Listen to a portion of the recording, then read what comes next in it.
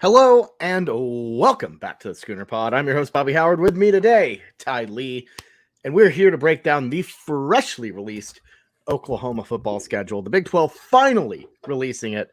And what do you know, Ty? They gave us some interesting road games. Before we get started on the deep dive, I'm just going to go ahead and read it off here. So the part we know, obviously, Arkansas State at home is the season opener, followed by SMU at home. A trip to Tulsa in week 3 on the road. And then the Big 12 slate starts with OU at Cincinnati at Nippert Stadium. So there's one of the new 4 that Oklahoma plays. Then you have Iowa State at home, Red River, of course, this time actually, weirdly enough, the first weekend of October. Then a bye week, followed by UCF coming to Norman at home. Then you got at Kansas, at Oklahoma State for what appears to be the last of the Bedlam games. And then you have West Virginia at home, at BYU in Provo, Sooners going on the road. And then following that up with a short week in Norman, Black Friday, closing the season out with the, I almost said defending Big 12 champs, but they didn't win anything, with the Frogs of TCU, the last regular season Big 12 game on the slate on Black Friday. Ty, your first reactions to this, what are you thinking? How are we feeling about this? I like it. There's really only one game that I would change. I think a lot of people, people are upset that we're maybe not playing some notable teams. Tech, we're not playing. Baylor, we're not playing, stuff like that. We have the Big 12 has for a long time been pretty consistent in the teams that it's had. And then especially once we move to everyone playing everyone. But I think this might be the first time in a long time that we haven't played some of those Texas teams, even going back to when we regularly played them within the Big 12 South back before Nebraska and Colorado left. But my initial reactions is I like it. We'll dive into a little bit deeper as to why I really like a few of our things. But I think one big thing that really stands out to me is we really only have 3 away games. We go play in Cincinnati, we go play in Kansas, and then we go play in Utah. And we'll talk about those here in a second. But going up and playing at Tulsa, keeping it in the state, going up to obviously the second biggest OU market up there in Tulsa, and then going out to Stillwater to play as well is always a blast, always a fun time. That one, possibly a can't miss, especially if you're talking about the last ever. Certainly won't be the last time that we play them, but maybe the last ever true Bedlam, at least for a long time. So I'm excited about the schedule as we dive a little bit deeper into it. Yeah, and I think to me the biggest takeaway is the lack of Texas teams and the addition of some of the newer teams. And I think it's interesting to me that it seems like at least the legacy Big 12 teams, like thinking about the original 8, the 8 that are still staying, it's Iowa State, Texas, Kansas, OSU. And then obviously you have TCU and West Virginia. So I guess if we're talking about the original Big 12, the ones that we grew up with when we were kids, you only have 4 of them on this slate because West Virginia and TCU, recent additions to the Big 12, all things considered.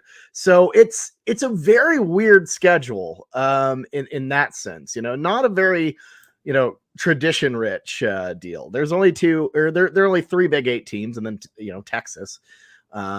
So which of course it's going to be Texas, but very weird. I think no Baylor on the slate, no Kansas State as well. Texas Tech absent.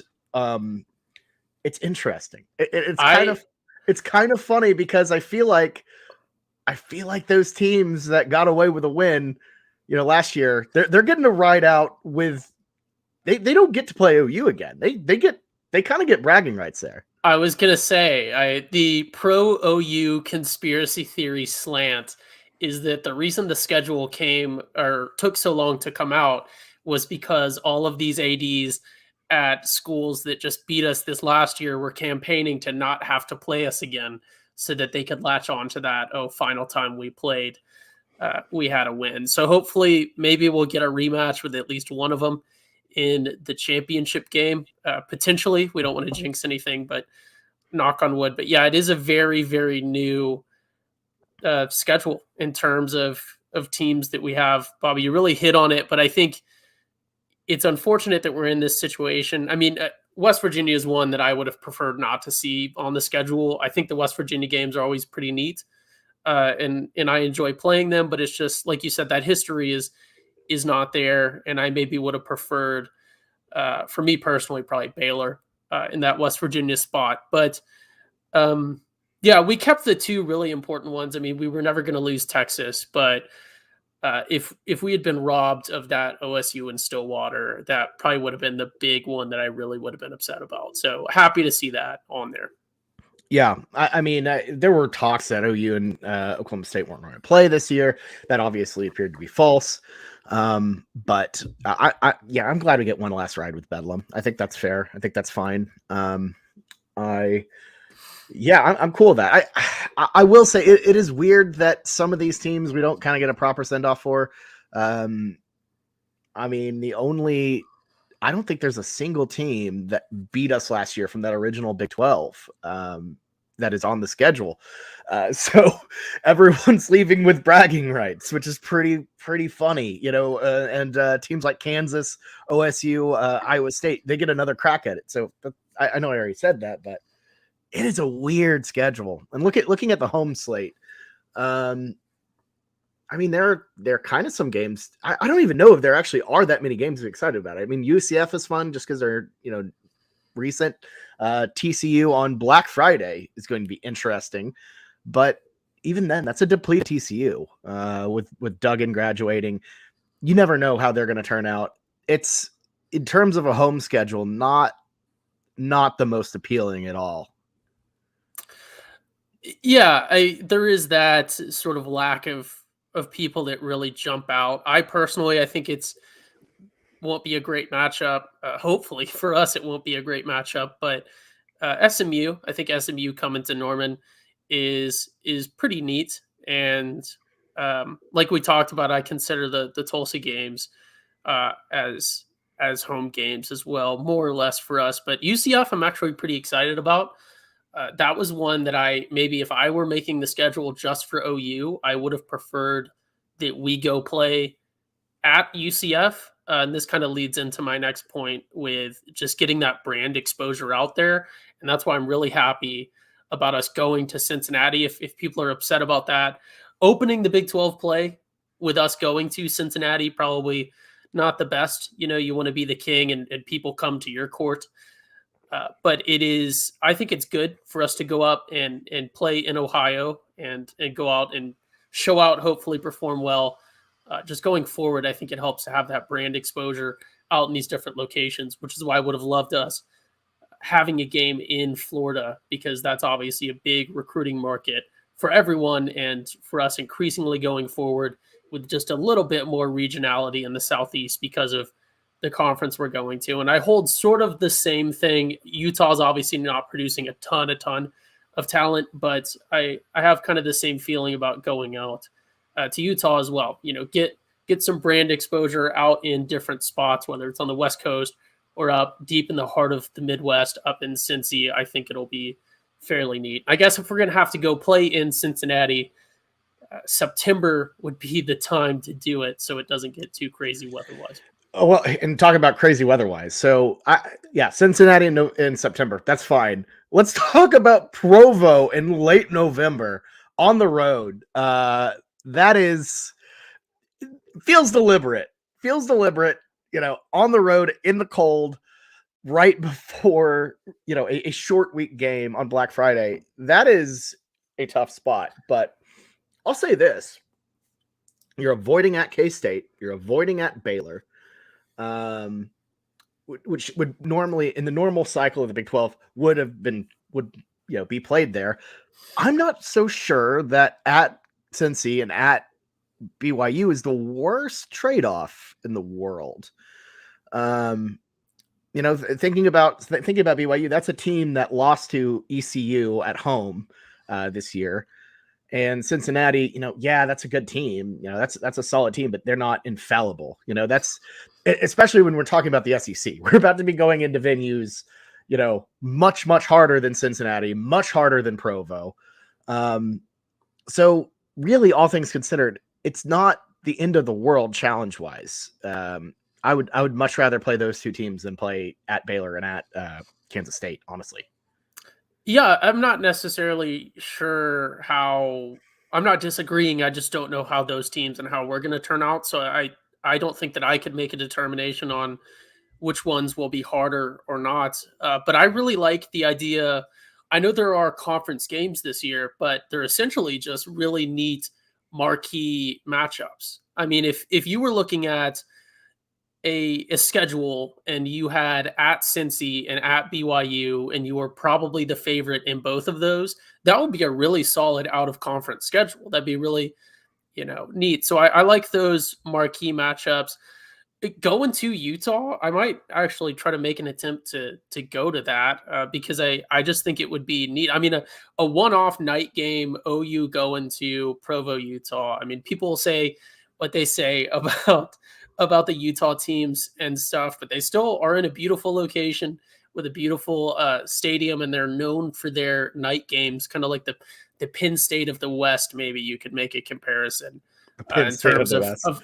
Well, I mean, that's their similar colors. I think they're about the same level of team, more or less, every year, and that's kind of their thing, is their night game. So I think that would be really cool to go see OU play in that atmosphere, because really, I'm looking at this as we're starting to form our team as we progress towards the SEC, but also we want to get those brand exposure things. That's why I personally am a big fan of TCU on Friday as well, because we are going to be the show on Black Friday. OU versus TCU, a rematch, a team that is, a big storylines with OU and big storylines with TCU now as well. So I think that there is a fair argument maybe that the Big 12 did try to give us, as some people are saying in the comments, maybe the most difficult schedule that they could, potentially the most difficult one in the Big 12. That's sort of yet to be seen, because you never know who is going to have a good year and who isn't.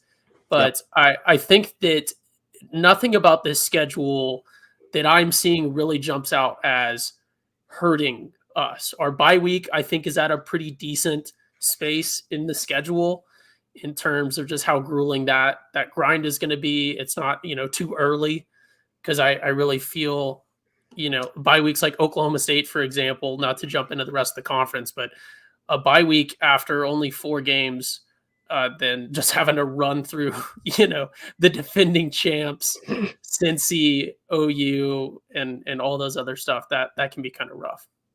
Yeah, and it's not only that OSU gets their bye week, and it's a short bye week. They don't even get the full bye in a way. I disagree with you on the only on the point that the only difficult thing, the only part where they screwed us, I think, was that there was that BYU TCU, because that's going to be a long flight. That's going to be a tough game in the altitude and everything. It's an adjustment, and having it at the end of the season, that's tough. And then the short week, of course, against a team that just made the college football playoff, not ideal. But the bye after OU Texas, that's nice. We haven't seen that in a while, so that's a good plus. I feel like OU Texas is a physically, emotionally draining game, so kind of getting a rest after that is ideal. Texas got that as well. But other than that, yeah, it's pretty tricky, and I think they screwed over Texas a little bit too. They got They got a couple tough ones in there. They do have BYU at home, which is, I mean, good for y'all, Texas. You know, they've lost them. They've lost to them at home in the past, but I completely forgot about Texas going to Bama. I just started skimming when you said that. I just started skimming, and I was like, "Oh my god, the conference gave them Bama." Yeah, They did that to themselves. I think it's interesting that Texas only got 2 of the new teams when we got 3. But I mean, that's a hard thing to balance. And I don't really, you know, I partially some of that is, you know, teams trying to get a payday. You know, I'm sure Baylor wants to get their payday in. I mean, Baylor and TCU both on that list. You know, Tech. and then you send them. Well, yeah, Tech in Austin on Black Friday as well. You're making these people go at TCU and then at Ames back to back. That is killer, right off of a Kansas State game. So that's a little tough. But yeah, what an interesting, weird, wild schedule. Not to drift too far from the OU schedules as well, but for everyone watching, or if you're listening to the podcast, and then Bobby, you're looking at this. If you took this Texas Tech schedule and showed it to someone 5 years ago and said, "This is Texas Tech's 2023 schedule," the person would look at you and go, "Oh my God, Texas Tech joined the Pac-12." Can we talk about how they opened the season going to Laramie, Wyoming? What is that? Yeah, they're playing Wyoming. They're playing Oregon. Tarleton State. BYU. I mean, it's not super, but you can make an argument that that's a Pac-12 realignment schedule. You know, they absorb BYU, they absorb some other stuff, and then randomly get UCF at the end. Oh man, yeah, but yeah. Go ahead. Going back to OU, and just trying to, I want to try to rethink through this as sort of the fan experience. I mean, you get your 2 games to start out at home, which is always nice. You know, those are going to be the really hot ones, but the ones that everyone's super excited about. The tailgate scene is popping. Everyone's in their best outfits and everything else. And then going up to Tulsa, that's always a good showing. And that one's feasible, you know, especially people that live in, say, the city, you know, that's not too much farther to commute for a game than it is coming down to Norman. Going to Cincy, hopefully, because that's a good matchup, it'll have a good TV time slot is what I'm hoping on, which I think always helps the fan experience. Again, another home game with Iowa State or Red River with Texas. So, I mean, really, I really love this as a fan experience. The bye, you know, have that week off because you are emotionally and physically and literally hungover from Red River, potentially a cool one-off matchup with UCF, and then the Kansas one, maybe not that exciting of a matchup. That might be an 11 a.m., but that's okay. Stillwater, feasible for if you're in state, you know, that's pretty much equal distance, whether you're coming from Tulsa or whether you're coming from Oklahoma City. Another home game again, and then a big marquee matchup that will most probably have a really good TV time slot, and then one in Norman that's also on Black Friday, so good TV time slot. I don't see, there might be some 11 a.m. home kicks in this, but I really don't see anything, you know, I'm not the expert on how difficult is this schedule going to be play-wise, but just looking at this from the casual fan experience perspective, I think we got a pretty solid schedule with our things that aren't being played in Norman are going to be competitive for time slots. So I think this should be, obviously, if we're garbage and we're just getting stomped by everyone, it's not going to be fun as a fan. But I think this is a really good fan experience year coming up.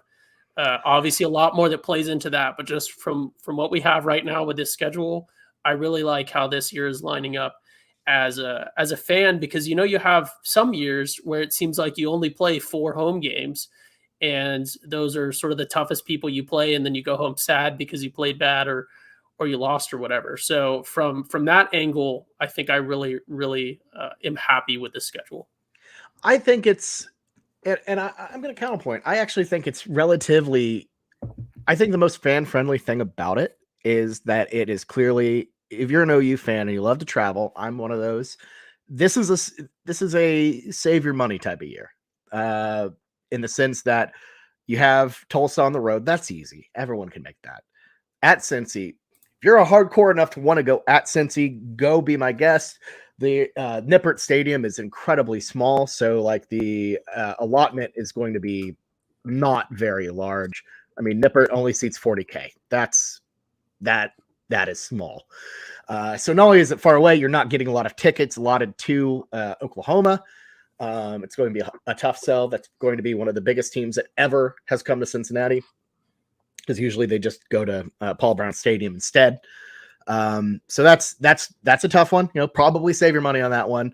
Texas, everyone's going to go to Texas. That doesn't change. At Kansas, even though Kansas is a little bit better, this is not really the most appealing matchup in the world. Bedlam is Bedlam. They don't even sell road tickets to that. They don't even sell. I mean, they allot, but you can't buy general admission tickets. So, They that's. don't?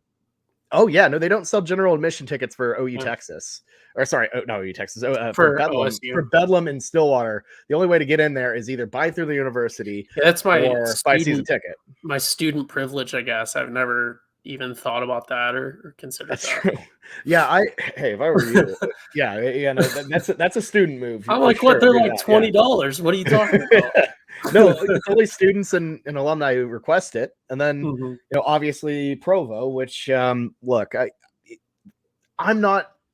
I know the scenery is great, but other than that, I don't know beyond the scenery if that's an experience I would love to go to.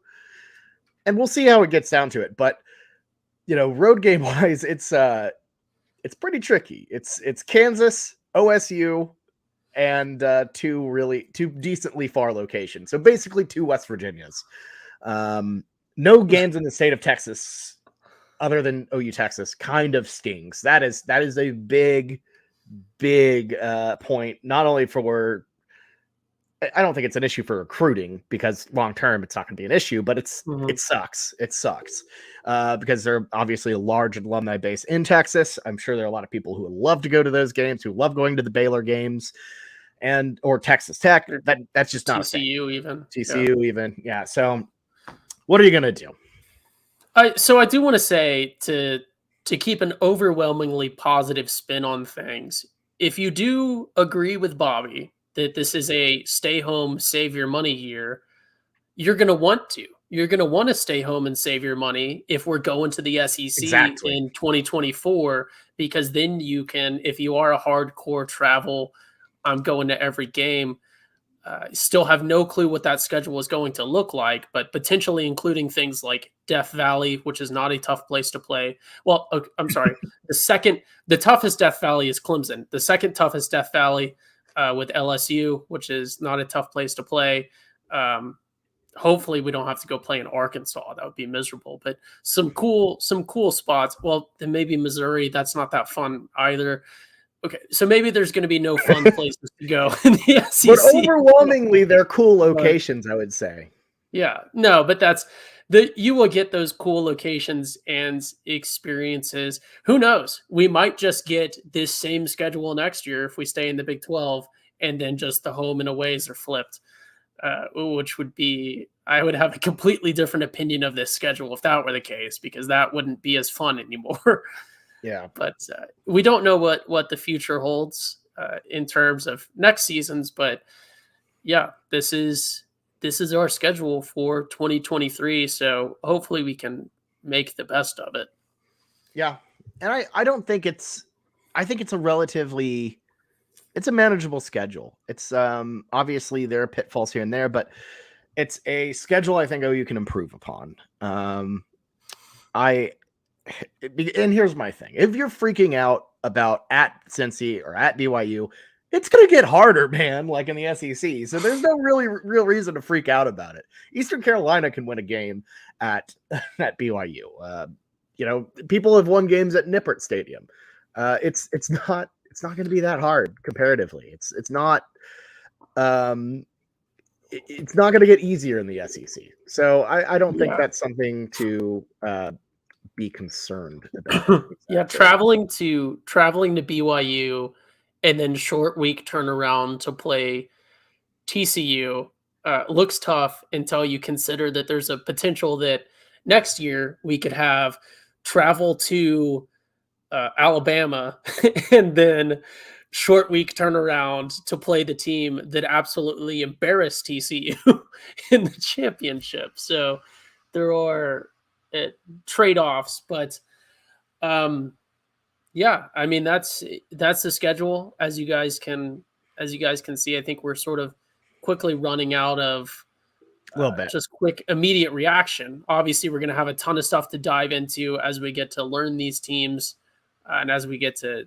dissect this schedule a little bit more. But yeah, I did want to ask, as we're looking at this around the Big 12, are there any interesting games that kind of pop out to you? Because there are a lot of weekday ones, which kind of makes sense to me.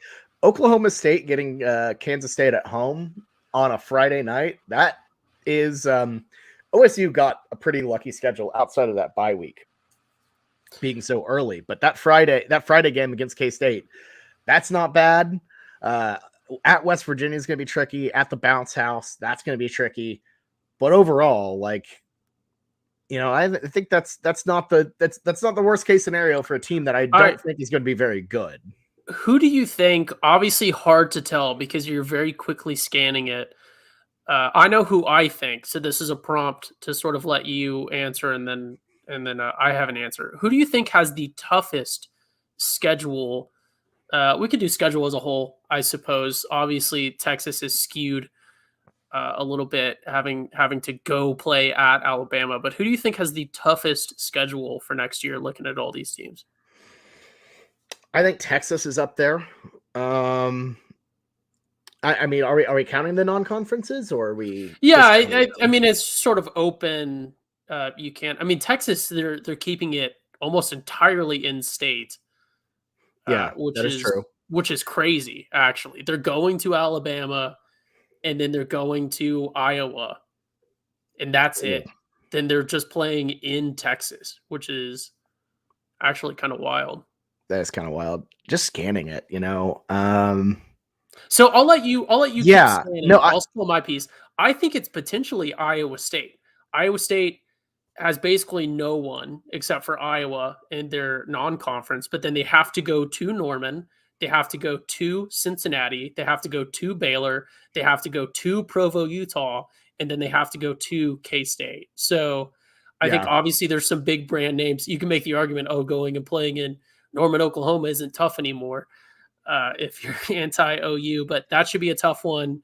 We've already talked about having to go to Cincy and go to BYU, which is probably going to be tough for us. Baylor, always a decent team and a decent showing, and then having to go to the defending champs, especially the week before the conference championship is decided, or who's going to go play in that. So if K-State, continues on their run, but that was really one that jumped out to me just because it's the worst parts of OU's schedule, plus also having to play OU and also having to deal with two very good teams that OU couldn't beat last year, that you're having to go to their spot and play them. I think, I agree. Iowa State does have a really tough one, and they have to go at Ohio. That's really annoying. Well, Baylor, not for them. That's true. For them. That's true. That's true. Baylor has an interesting one because they get Utah at home week 2. Granted, the rest of their non-conference is not great. They have Boko and some blue team that I've never seen before. Yeah, I don't even know what that is. But at UCF, going to the Bounce House, that's tricky. Nippert, that'll be tricky. And then K-State and TCU on the road. That's not a great home or road schedule. I think that's kind of dicey. Just looking at it as well. I think K-State has a tough go at Missouri, at OSU on that Friday night, Tech on the road, Texas on the road. That's not that bad. I don't know. I think you've got to kind of give it to. I think Iowa State does have a crap schedule. That is pretty brutal. Just looking at the road games that they're getting, and I don't know. I that seems like a team that isn't going to have a good record, but they're going to trip up a team like a TCU or a Texas if they're winning. So I could see that. They have a couple games where I could see them really doing well. And then they'll have their annual Northern Iowa almost disappointment, as they always do. As is tradition, they're going to almost lose to Northern Iowa. So there's that as well. Yeah. I did see some people mentioning Oklahoma State, which I think just from a travel grind standpoint is pretty rough, having to go out to Arizona State. Obviously, that's not too rough to do, especially chartered flights from Stillwater to Phoenix. Going up to Iowa State, they have to go out to West Virginia, then they have to go down to UCF, and then go down to Houston.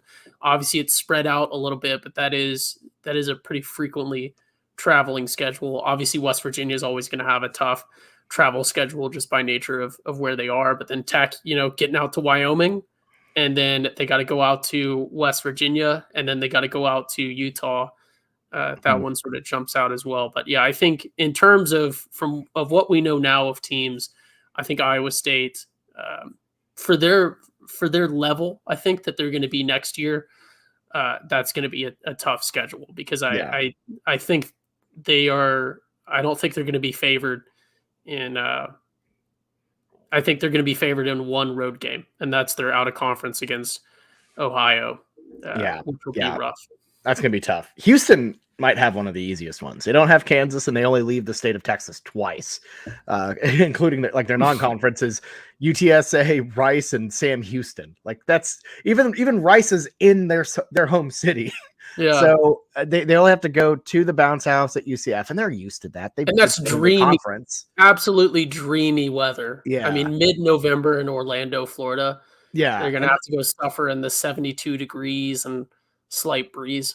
Yeah, and then they go to Manhattan in late October. That's not bad. That's a pretty breezy. That's a pretty breezy schedule for the newcomers. I think it's easily Houston. Like, they have a really nice schedule. And I think they also have a very interesting game, considering Dana Holgerson's not fired yet, right? He's not gone. He's not fired. I'm the worst person to ask. I thought that Les Miles was still coaching at Kansas. That's true. You a couple hours ago. Yeah, Dana Holgerson. Hold on. Is he still there? He's definitely still there, right? Like, yeah, I'm surprised he hasn't been fired. He should have been fired by now. But yeah, you got the Holgerson Bowl, where West Virginia is coming to Houston on a Thursday night. That's going to be fun. Yeah, I think I have to assume, looking at this schedule, that the Big 12 worked with the NCAA. Obviously, when you look at the whole conference as a whole, it seems like more than it is, because I think there's only 4 weekday games, counting the Friday ones, or there might be 5. But it almost seems like the Big 12 knew, hey, this is a pretty unique situation we have in terms of the teams that we have this year. Maybe it's better if we go seek out these weekday games where you basically create you might not be the biggest fish, but if you can put yourself in, a smaller pond on the weekdays, you get that sort of small fish but smaller pond situation where the Big 12 itself can be the bigger fish and have these marquee matchups that, even if it's something like OU versus TCU, and you're going to lose one of those teams soon, you're getting that brand recognition of, if that's an exciting game, Big 12, exciting game, and it's the only one on right now. Same with the Thursday game. Houston and West Virginia, that's a great sell, like you just said, Bobby, as long as Dana stays there. That's a very marketable game, and I think those two teams will be fairly competitive. Is it going to be the highest level football you've ever seen in your life? Probably not. It'll probably be like watching the Eagles versus the Chiefs, just two teams bumbling around waiting on the ref to win it for them. But I think it'll be a close and competitive matchup, and it'll be the only show in town on that night. Deep in the heart of October, when people are really into college football. So I think there's a ton of marketable stuff, and I almost think that the Big 12, in creating this schedule, was looking for those, where can we work with the NCAA and put ourselves, because it looks like Oklahoma State versus Kansas State on a Friday. That's it got done really dirty. TCU at Texas Tech on a Thursday. Whoa. That's the level that game deserves to be at. I mean, I think we were skewed. Bowden Blake would enrage. He would be enraged if he heard me say this, but TCU versus Texas Tech, that's like bread and butter, meat and potatoes. That's a Thursday football game through and through, no matter who has it. Blake could, I honestly think Bowden Blake could go on a 30-minute rant about how, the Shield let me down. Like, Texas Tech, I didn't want to go to Cactus game on a Thursday, and all I that. think, Like, well, if we're doing a pod on Wednesday, we'll have to ask him about it. we will have our co-hosts and our people that regularly join us that weren't able to come today, Jameson and Bowden Blake. We'll give them a little crack at their thoughts on the schedule as well, just so everyone can be entertained by that. Yeah, 1982 on our YouTube stream also mentioned they also have to go at Iowa State, at K-State, and at OU to end the season. So it's that is a pretty bad hand in terms of road games. Yeah. Mm-hmm. Yeah, and TCU had their moment in the sun, and they got to play 2023, or I guess 23-24 national champs, best team ever assembled, Colorado. That's true as well. So that's got to be the most talked about team of all time. And TCU, here's my thing. I like Colorado. This has been established for a long time on this podcast. I'm a known Colorado. I say I'm a fan of the Colorado Buffaloes. I guess some people would say I'm sort of sympathetic towards them. I don't necessarily watch very many of their games, but I like Colorado. I root for Colorado. And I love what they're doing, but I think they're getting very hyped up. But I think that this TCU team had a high, a team that just played in the national championship, and they're going to be very deflated. They are the TCU of next year. I'm not trying to talk down on TCU, is not going to be the TCU that we saw this year, but they're going to roll into week one with all of those expectations. And I think that there is a ton of motivation for Colorado to show up and show out in this game. And I think it's hard to say someone's going to overlook a week one opponent, especially if it's a Power 5 out of conference game. But I think that there's a ton of upset potential here. And I think if Colorado upsets TCU at home somehow, you will literally hear people 1,000% buying into the Coach Prime hype train and stuff. And I think it is we're going to get an ESPN 3030 about this Colorado situation in the future. And I can just see the storyline right now of Colorado showing up week one and really getting everyone's attention by upsetting this TCU team. So who knows what's going on with that. But yeah, TCU certainly I think does have a rough schedule, especially just by nature of the teams that they are playing. Colorado, whether you take what I just said as a joke or not, obviously some easy teams with Nichols and Houston. I think that's Nichols. And Houston, and then SMU, I guess some upset potential there. Probably not, because SMU is going to be pretty gutted. But they still got to play BYU, who I think is going to be pretty decent. Got to play K-State, who we know can give them some trouble. Tech especially is a rivalry game or something like that. Texas will be decent, Baylor decent, and then OU hopefully decent. So that is sort of a rough run for TCU as well. Yeah, they go a full month without a home game, but then again, they don't leave the state of Texas until October, so that's a plus. That'll be interesting. The Nebraska fan in our comments is mad about your statements about Colorado, which I love. Jimmy wants to know let's end on this question actually. Yeah. How many wins do we think we can get out of the schedule? So let's start. Arkansas State dub, SMU dub, at Tulsa dub, Cincy. What do you think? I think we should win it from what we know of these teams right now. Obviously, we underperformed in a lot of games this season. Obviously, we straight up were not the better team in a lot of games this past season. But Cincy, I think, is still riding on a reputation from a couple years ago, even last season. So I think Cincy is not a team to be disrespected.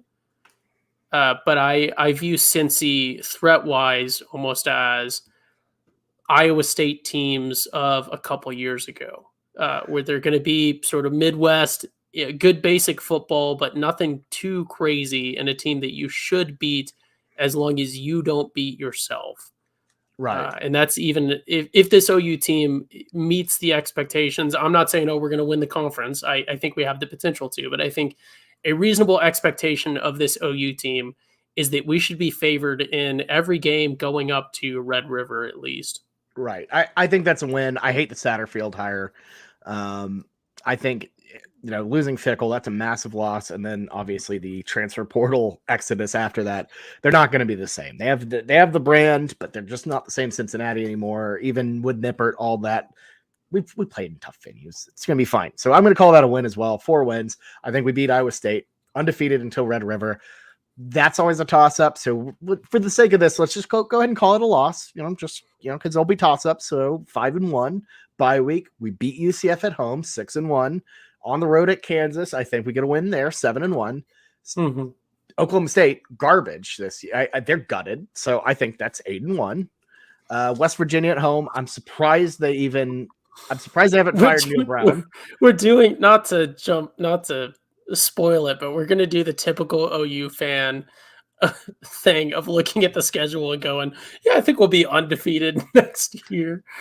I think we're going to lose. I think we're going to lose 3 games looking at the schedule. I think I we could lose see 3. You always have that one upset game. And I feel like Provo is perfectly that. And I feel like I wouldn't say that would be an upset. I would be worried about an upset. OSU just because it's in Stillwater and they care so much about it. And who knows? I know people are saying Gundy has lost, his team and everything else, but he always does so. Not to get into a pro Gundy bit, but Gundy always does so much with comparatively so little in college football. So I'm never going to count. I know that the last half of last season got bad, but I would never count out that Oklahoma State team in a Bedlam game. And then I kind of feel the same way about Iowa State as well. There you go. Noted. I think we should be favored in all but 2 games, depending on how things pan out. I think if we only lose, if we're going into Provo and the only loss that we have is against Texas, I think we'll be favored in that one. So I think, right. Obviously, once you get later on in the schedule, it comes down to how you performed or how you didn't. But I think 3 loss is a realistic look for this team next year. And I will say that TCU game on Black Friday, putting it on Black Friday is a bit of a disadvantage just because, students go home. It's hard to make that one day turnaround. They'll probably put it at 11 a.m. So that'll be tricky. And I think Sonny Dykes is really, really a great coach. And as we saw, this year, they are a damn good team and they're way better than Oklahoma. Or they were last year. And I think they probably still will be next year, barring, some massive improvement. So it's a tricky schedule. I think we get 3 losses out of it. I think that's probably one of the better scenarios. I think that's being neutral is a 3-loss, 9-3. So someone mentioned it in the chat. 6-6, also a realistic look until proven otherwise with this OU team. That's true. 6 is certainly a realistic look. That's fair. 6. It could be 6-6. I mean, I don't think we're going to lose close games like we did. Like, I think we flip a couple of those. I think we flip 3 wins like that. And just given the schedule, I think it's possible to do that. But you never know. You never know. I'm not super big on a lot of these teams we're playing. I think at Kansas is going to be tricky. Maybe Leipold, what he's got cooking, you never know, but I don't know. I'm optimistic. It's not the doom and gloom that it could have been. So I think that other than that last part at BYU, TCU, it's pretty solid, but I do want to say, go for it. Sort of my final thought on initial reactions to the schedule is, I guess, sort of my closing. So encapsulating sort of everything that we talked about. It is unfortunate to see that we're probably not going to get another game. And I'm not just talking about revenge, but I'm talking about for old time's sake, It's unfortunate we're not going to get to see another regular season Baylor game, another regular season Tech game, and then whoever else I'm missing for teams that were sort of more consistently that were in the Big 12 for longer. Those are my big two. I'm sure I'm missing a glaring example. I don't know. I guess not. But those are unfortunate to see lost. I am not upset about the places that we are going. I think it's really good for our brand and for us going forward to go get some marquee matchups that should draw some bigger audiences or potentially some people in person. I'm not entirely sure how recruiting visits for like out of state games work or if that's even a thing. But that would be really cool, especially Cincinnati specifically, just because Ohio. And then my final thought on the schedule is I am very much looking forward to the move to the SEC, but I'm glad that we know we have at least 1 year of sort of a super Big 12 because there was a time when the move was first announced that we thought that OU and Texas were on their way out. And then we heard about these new teams coming in. And although none of them are super crazy exciting, it is neat that we are getting the chance on our way out to play, I think, all but one of the new teams coming in. And the one we're not playing is Houston. And who really cares about that? So I think OU versus UCF, glad we got that. Glad we got BYU and glad we got Cincy. So I think as a whole, I am grateful that we at least had 1 year, potentially 2, potentially 3, or I guess we're only at 2 more max now, but potentially 2, but at least 1 year of sort of a super Big 12 that I think is really neat just looking at it from a fan perspective, because we know what we're going to in the SEC. But if you're just a fan of the sport, you got to love the chance that you get to see these one-off marquee matchups. I mean, who knows the next time that OU is going to get to play Cincy, because that's not normally a team that we would be scheduling as an out of like Cincy, UCF, and BYU specifically.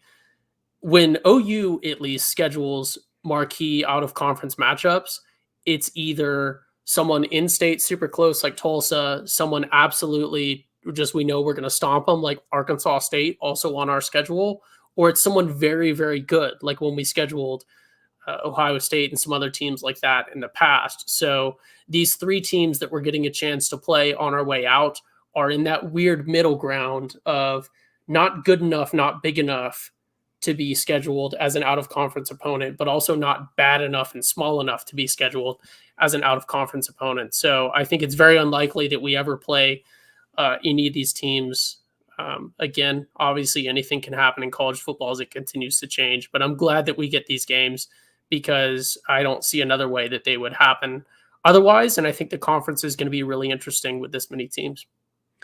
Yeah, and I think I think there's 2 parts of it. One, it is exciting to see those teams, and I think it is a bummer to not get a chance to kind of get a little bit of comeuppance from last year on some of these teams who are running from the grind. Baylor, Texas Tech, Kansas State all leave we will leave the conference with them having the last win over us, and yeah, that's annoying. But the most important thing is all this. It's in our past. It's over. It's done and dusted. We're not the only bit like final Big 8 team we're going to see on the schedule is Iowa State, and we don't really have fond memories of them in the first place. They weren't relevant in the Big 8. They were barely relevant in the Big 12, and it's not going to be a very nostalgic season for Sooner fans. It's a lame duck regular season schedule, and you just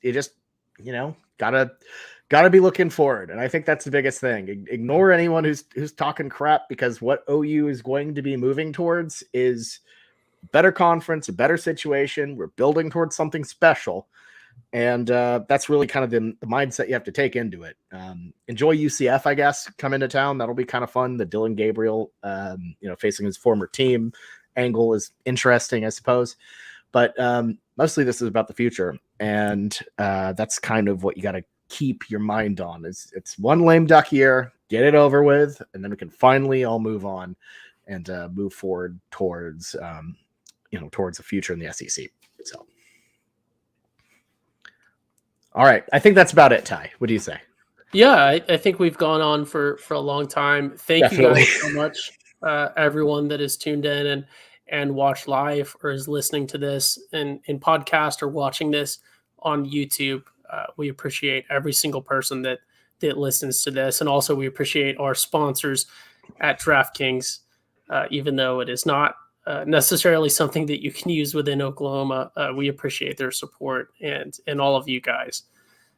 We do it for the listeners and for the love of the game. So Absolutely. I think that's all we have. I think we will be back later this week at a date and time yet to be determined. I think it's tomorrow. I think we're pretty sure it's Tentatively, tomorrow. the evening on Wednesday, tomorrow. Talk about basketball. Joined by our other two co-hosts, where they will talk about basketball, and I will furiously Google in the background the names and things that they are saying so I can kind of sound like I understand basketball. There you go. You got to do the best you can. But for me and Ty, this has been the Schooner Pod emergency schedule reaction show. We'll see you next time and talk about a little bit of hoops. But till then, have a good one. Boomer Sooner.